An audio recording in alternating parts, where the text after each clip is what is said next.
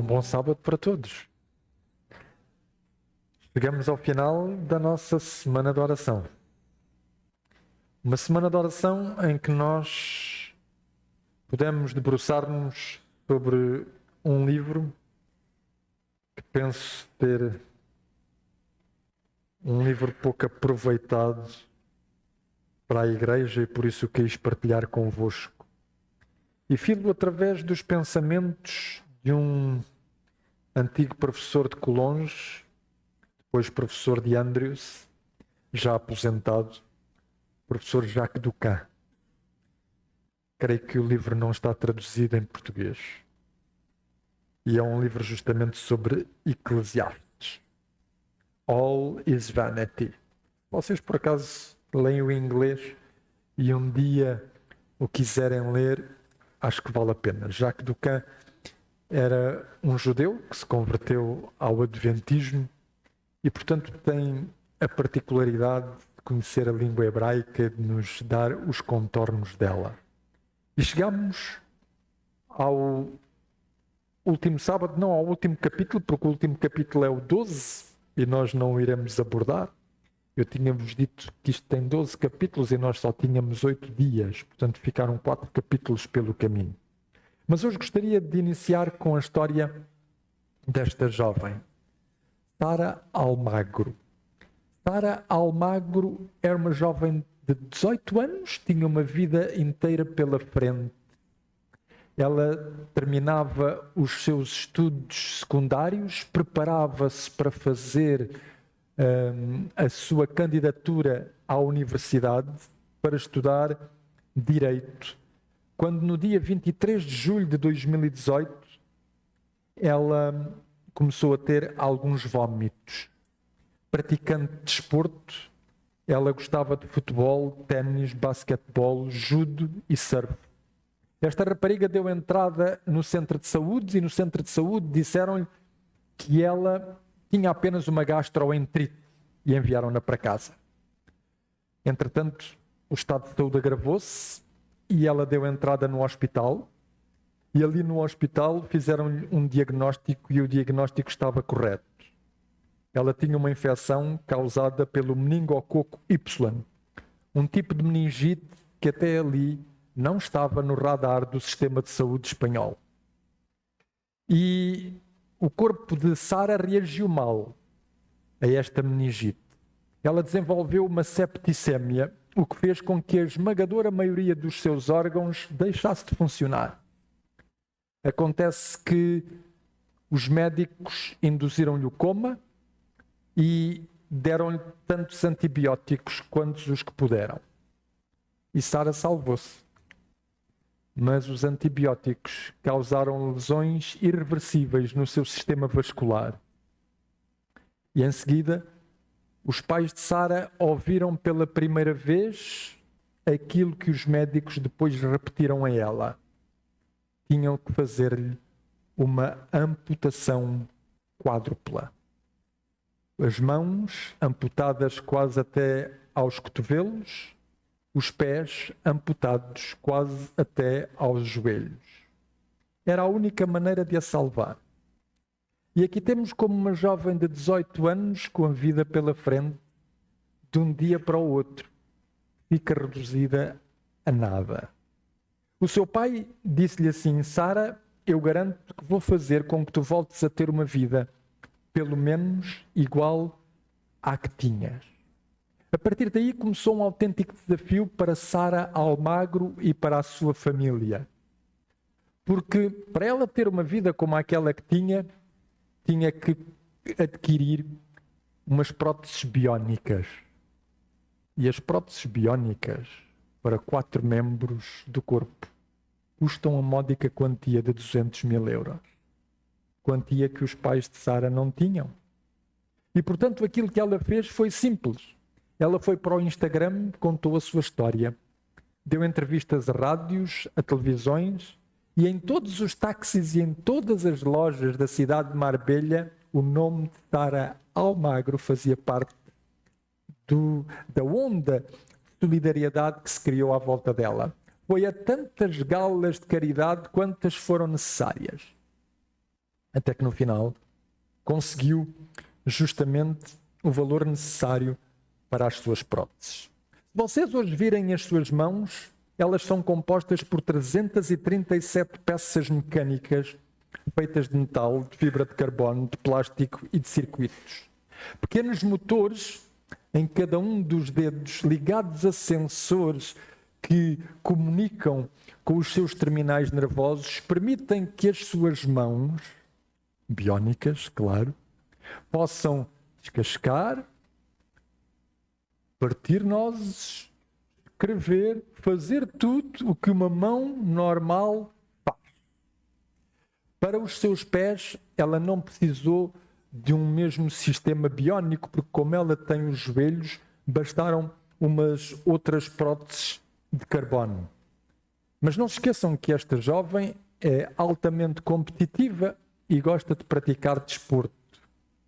Ela recebeu as suas próteses em 2021, mas a sua adaptação a essas próteses não terminou ali. Depois disso, ela teve que fazer vários enxertos de pele, passou por um transplante de rim, por mais umas infecções, mas finalmente ela começou a praticar desporto. Em 2022, ela ganhou o campeonato de surf adaptado em Espanha e ficou em terceiro lugar no campeonato do mundo. E em 2023, ela ganhou tudo o que tinha para ganhar.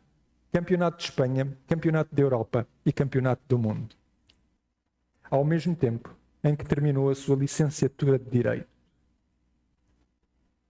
Atualmente, Sara Almagro treina para que se em 2028 o Comitê Olímpico, ou melhor dizendo, o Comitê Olímpico que trata dos Jogos Paralímpicos, conseguir fazer com que o surf adaptado passe a modalidade paralímpica, ela possa competir nesses Jogos Olímpicos de Los Angeles. Eu trouxe-vos a história de Sara Almagro porque, além de ser uma história tocante e comovente, ajuda-nos a perceber uma coisa que Eclesiastes nos vem dizendo ao longo do seu livro. Na vida, nós encontramos, de repente, surpresas. Nem tudo corre como nós planeamos. Nós procuramos a sabedoria e temos a insensatez. Nós procuramos o bem e ele mistura-se com o mal.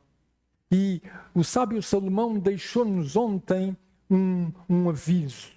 Quando o mal é geral, quando a insensatez reina, o sábio permanece silencioso. Mas há outro desafio ao qual Salomão nos quer fazer chegar. Ele está no capítulo 11, começa no capítulo 11, no versículo 1. Uma expressão que nós conhecemos quase de cor. Há algumas passagens de Salomão que nós conhecemos de cor e se calhar ela é uma destas. E diz assim: lança o teu pão sobre as águas, porque depois de muitos dias o acharás. O sábio move-se agora do mundo das palavras para o mundo da ação. O mundo das palavras contra as pessoas para o mundo da ação a favor das pessoas.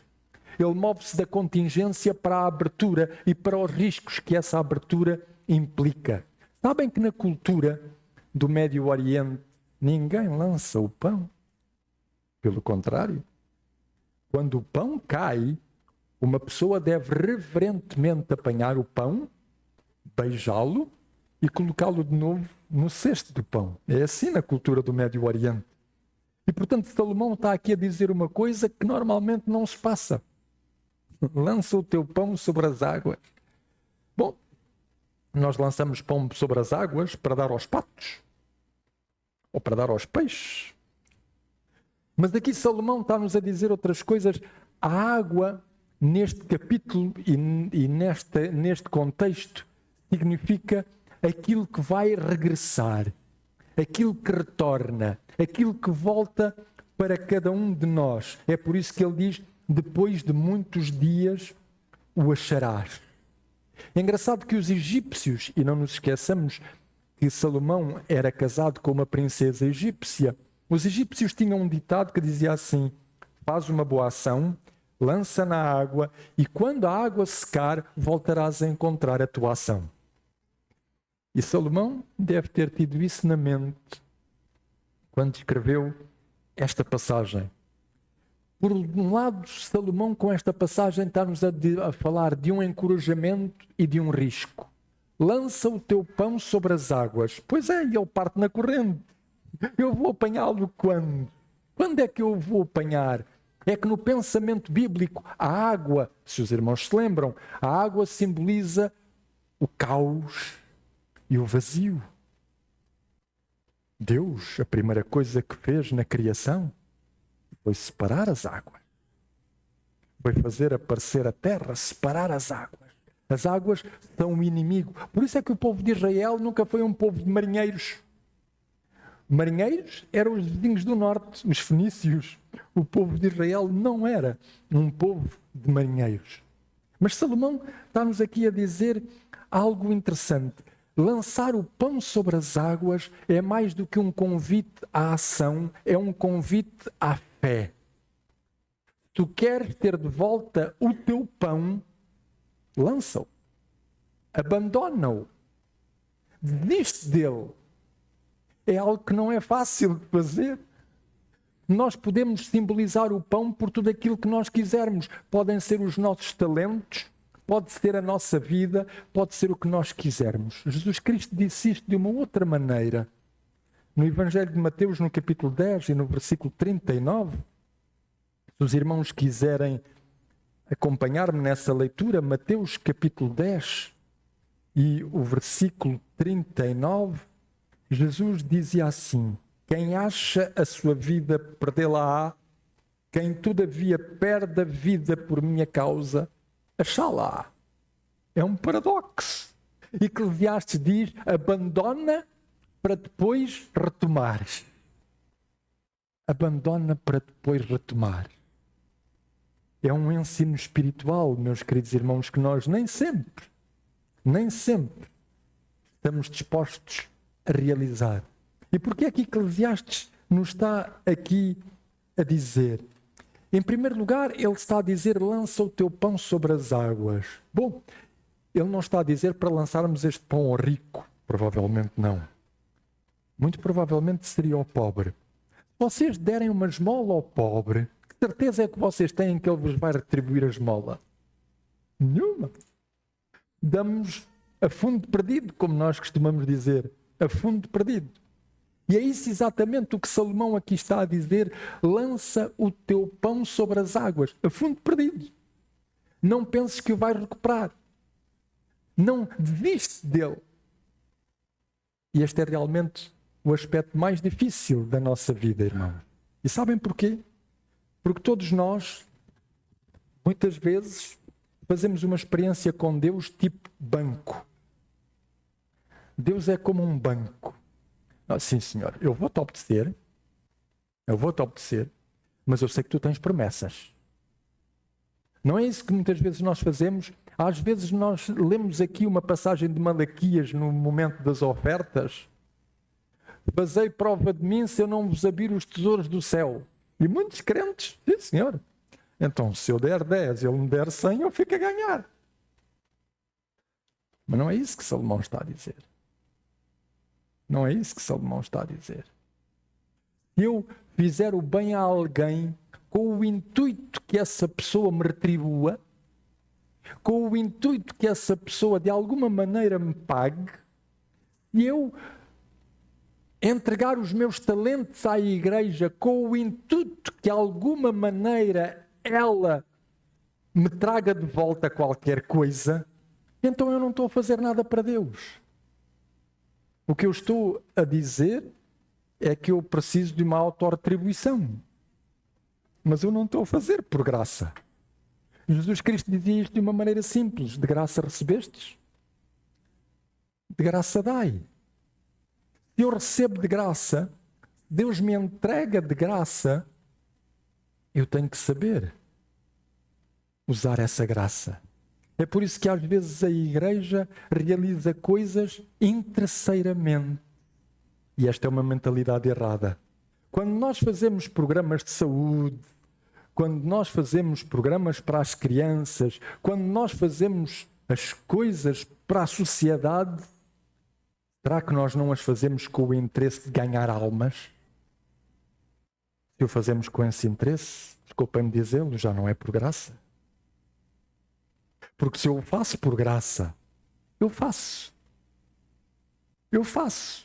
A fundo perdido. É isso que Salomão me está a dizer. O risco de dar é este. O risco de dar é que eu dou sem esperar em troca. Tal como Deus. E, portanto, há toda uma mentalidade aqui dentro que nós temos que mudar. É claro que Deus tem as suas promessas e que tem as suas bênçãos para a nossa vida. Mas o que Salomão está a dizer é entrega. Sabem que os judeus sefarditas têm um costume. Quando alguém vai viajar para um país longínquo, eles põem um bocado de água no limiar da porta e depois fazem a pessoa andar em cima dessa água, porque dizem eles, isso dá sorte. Ela vai regressar sem e salva. E Salomão está a dizer assim, desiste de tudo. Entrega os teus dons. Entrega a tua vida. Quando tu não te lembrares disso, quando isso já tiver passado, um dia, Deus vai te trazer isso de volta. Com juros. Mas não é fácil.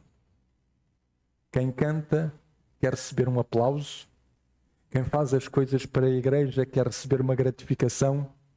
Quem prega gosta que as pessoas... Sim, Senhor, hoje foi uma boa pregação. E Salomão diz assim, é de graça. É de graça. Eu faço isto gratuitamente. Faço pelo melhor. Envolvo-me no melhor. Mas é de graça.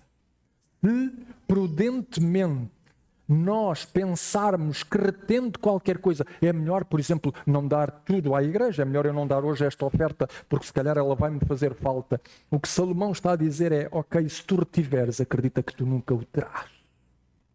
Vais perdê-lo. E por isso, ele apresenta-nos depois aqui neste capítulo 11, alguns aspectos interessantes. Ele vai dizer, por exemplo, estando as nuvens cheias, derramam aguaceiro sobre a terra. Versículo 3. Caindo a árvore para o sul ou para o norte, no lugar em que cair, aí ficará. Quem somente observa o vento nunca semeará. O que olha para as nuvens nunca cegará. O que Salomão está a dizer é uma coisa simples e que nós já dissemos durante esta semana. Há tanta coisa na vida que nós não controlamos, irmão. Não depende de nós. Não controlamos.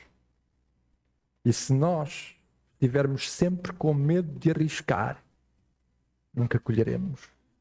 Se o semeador olhar para o céu e disser assim, é melhor não semear hoje, e nem amanhã, nem depois, corre o risco de vir a fome e de morrer de fome. E portanto, o que Salomão está a dizer é uma coisa muito simples. Toda a nossa vida cristã, todo o nosso itinerário de vida é um risco. Todo. Mas é preciso saber corrê-lo. É preciso saber corrê-lo. E quando nós o corremos, quando nós nos envolvemos nesse risco, Deus não se esquece de nós. Por isso é que ele diz no versículo 6, semeia pela manhã a tua semente, à tarde não repouses a mão, porque não sabes qual prosperará, e esta, se aquela, ou se ambas.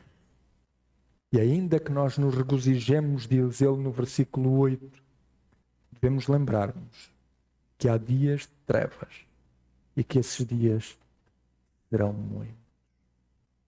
Habituado à liberdade religiosa, eu digo sempre aos meus irmãos o seguinte, e muitas vezes os meus irmãos entram em pânico. Às vezes eles ouvem dizer que na comunidade europeia há ali um movimento para adotar uma lei sobre o domingo. E tem uma série de irmãos adventistas em pânico. De repente, morre o Papa, é o próximo, agora é que é. Há umas eleições nos Estados Unidos, é este. Os adventistas entram em pânico por tudo e por nada. Salomão diz assim, lembra-te de uma coisa, os dias de trevas vão ser muitos. ser cristão, acho que nós já sabemos isso, é um risco. É um risco. É por isso que a palavra testemunhar na Bíblia dá-se pela palavra martureo, de onde vem a palavra mártir. Quer dizer que quando eu me arrisco por Jesus Cristo, esse risco pode ir até ao final, que é a entrega completa da minha vida. É um risco. E portanto, tudo na vida, Salomão nos diz assim, arrisca. Porque Deus também arriscou. Ao enviar Jesus Cristo, Deus também arriscou. Arriscou que lhe dissessem que não. Arriscou ao entregar uma vida inteira pela humanidade, que a humanidade dissesse, muito obrigado, mas não queremos. E vai haver muitos seres humanos que vão dizer, não queremos. E Jesus assumiu esse risco. E ao assumir esse risco, o profeta Isaías diz, ele verá o trabalho da sua alma e ficará satisfeito. E será assim. E por isso, Salomão deseja que cada um de nós perceba que nada na experiência cristã, nem na vida cristã, é dado por adquirido. Mesmo nós, quando olhamos para a nossa experiência, ela não é linear. Eu costumo dizer aos meus membros de igreja, olhem irmãos, vocês olham para um monitor cardíaco, se ele estiver linear, qual é o vosso estado? Estão mortos. Agora, se ele estiver a fazer assim, estão vivos. Mas quando ele faz assim, saibam que há altos e baixos. Há duas maneiras de viver a experiência cristã. É fazer os altos e baixos desta maneira, ou é fazer os altos e baixos desta maneira. Uma sobe, a outra desce. Ambas têm altos e baixos. O que eu desejo é que nos vossos altos e baixos, eles vão na tendência ascendente. Mas saibam que há altos e baixos. O que implica que nós, na nossa experiência cristã, corremos riscos. O risco de muitas vezes cedermos às tentações. É por isso que Salomão diz, lança o teu pão sobre as águas.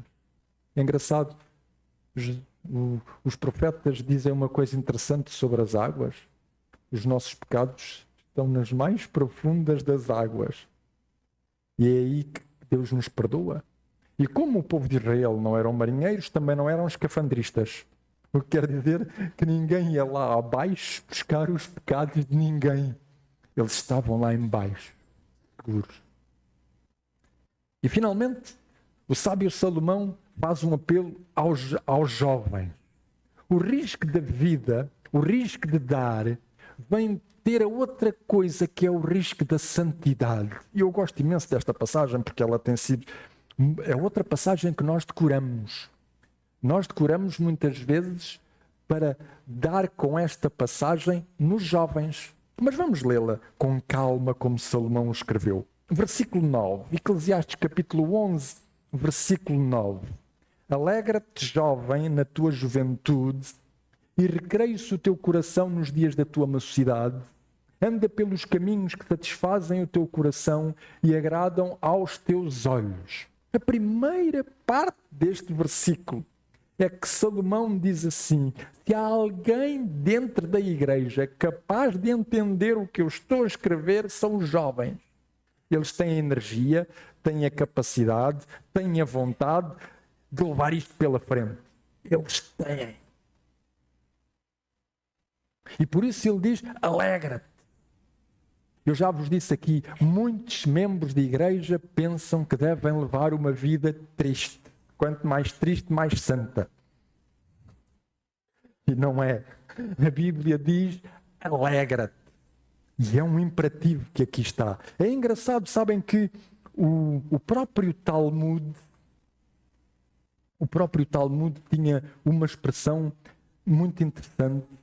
E o Talmud dizia o seguinte, eu vou tentar encontrar aqui essa expressão que eu encontrei no Talmud. E o Talmud dizia mais ou menos isto. Deus há de trazer a juízo a todo o crente o desperdício que ele efetuou das boas coisas da vida que podia ter desfrutado e não desfrutou. E é verdade, irmãos. A primeira parte, o risco da santidade, é Deus colocar-nos coisas boas da vida para nós desfrutarmos e nós pensarmos que isso faz mal. E, portanto, a santidade tem esta oportunidade. É claro que isto tem um contexto. Reparem o que ele diz.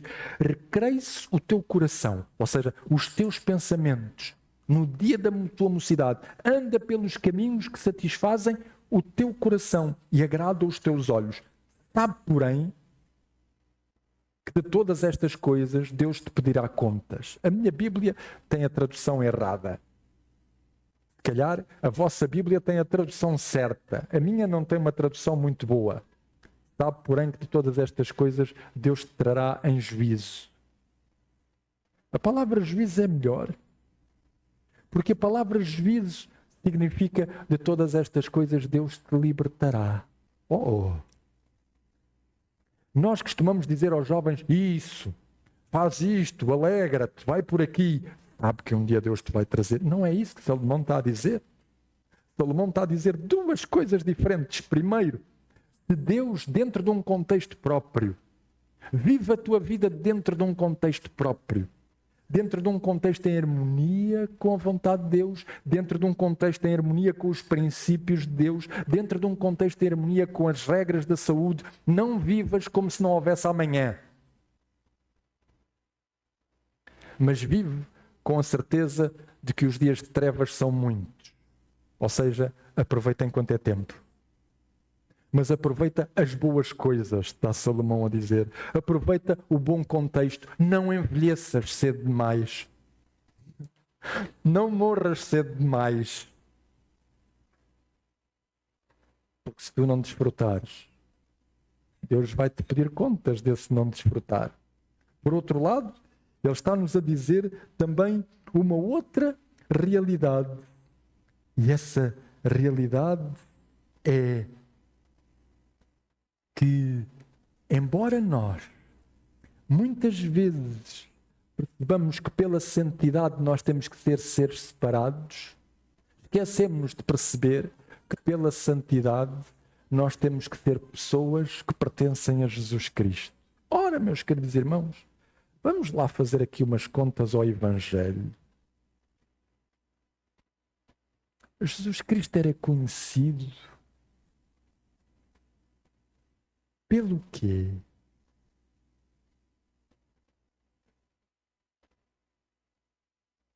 Qual era a crítica predileta que os fariseus faziam a Jesus Cristo? Um comilão e um beberrão e um amigo dos pecadores. A crítica estava bem feita ou mal feita?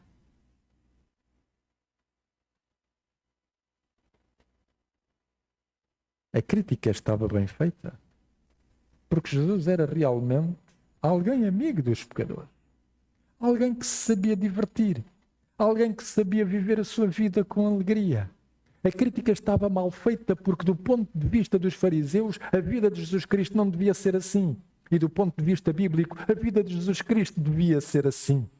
A nossa identificação com o ser humano, a nossa identificação com a humanidade, a identificação de Jesus Cristo com a humanidade veio para dizer assim: Deus, apesar do mal que nos rodeia, apesar da insensatez estar misturada com a sabedoria, apesar do pecado estar misturado com a bondade, Deus quer que cada um de nós seja feliz e alegre. Esse é o risco da santidade. Muito do nosso conceito de santidade é da Idade Média. Não é da Bíblia. Não é da Bíblia. E por isso Salomão diz: se tu fizeres as coisas dentro do enquadramento certo, Deus vai trazer-te isso a juízo. Ou seja, vai te ajudar a libertar-te daquilo que são as tuas tendências carnais, para perceber como é que tu deves desfrutar melhor da vida. Por isso é que ele diz no versículo 10: afasta, pois, do teu coração o desgosto. Remove da tua carne a dor, porque a juventude e a primavera da vida são vaidade. Isto é, a vida, irmãos, passa depressa.